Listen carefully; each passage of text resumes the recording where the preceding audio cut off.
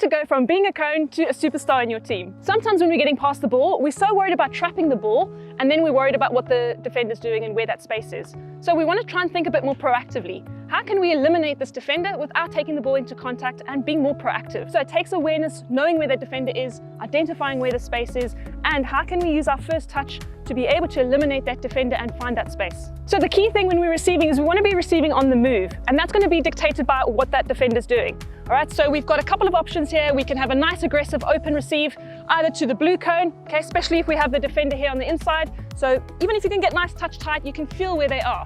We've also got the option here, we can receive open on the reverse side, or we can even just allow the ball to come across and we're using the space behind the defender. If the defender's marking me quite tightly, okay, and I want to maybe post up, here we can post up, but rather than just coming forward, we can actually move that ball into a space to be able to get our feet facing in the direction that we want to go.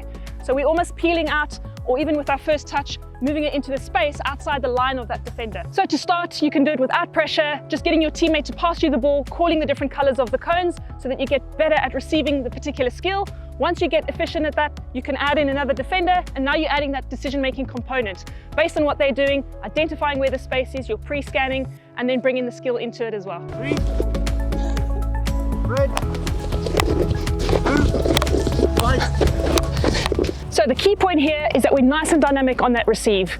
If we can find that first touch and get into space, it's going to make you a much more valuable player, and you'll find yourself in a lot more time and space, getting your head up, making good decisions. If you're a hockey player over 35 looking for ways to improve and take your game to the next level, check out my free training I put together called The 4 Ways to Modernize Your Game.